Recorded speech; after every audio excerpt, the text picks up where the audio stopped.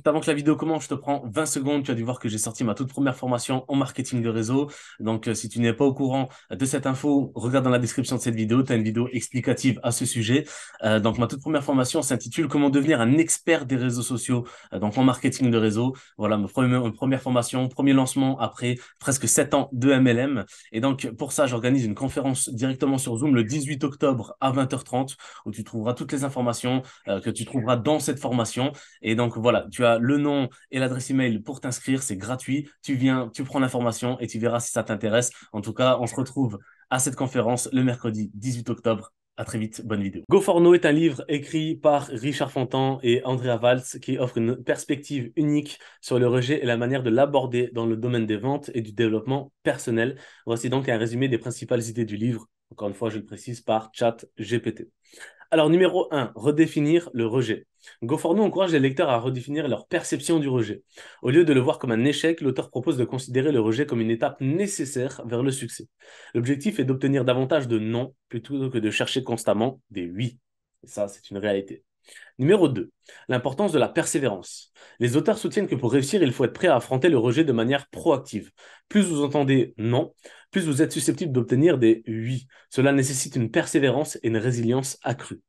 Numéro 3, la zone de confort. Le livre met en garde contre la tendance à rester dans sa zone de confort où l'on évite activement le rejet en ne prenant aucun risque. Au lieu de cela, il encourage à sortir de sa zone de confort et à chercher activement le rejet pour atteindre ses objectifs. Numéro 4, la quantité vs la qualité. Goforno insiste sur l'importance de la quantité par rapport à la qualité lorsque l'on cherche à réussir. Au lieu de se concentrer sur la recherche de clients ou d'opportunités parfaites, les auteurs recommandent de faire de nombreuses approches et de ne pas craindre les refus. Numéro 5, apprendre de l'échec. Les auteurs encouragent les lecteurs à tirer des enseignements, des échecs et des refus. Chaque non peut fournir une occasion d'apprentissage et d'amélioration. Voilà, si une personne vous dit non, en gros, remettez-vous en question et dites-vous comment elle aurait pu me dire oui. Voilà, c'est en se remettant en question qu'on devient meilleur. Numéro 6, changer sa mentalité. Go for No propose une nouvelle mentalité axée sur l'objectif de collecter un maximum de refus plutôt que de se concentrer exclusivement sur les réussites. Cette approche peut aider à réduire la peur du rejet et à augmenter les chances de réussite.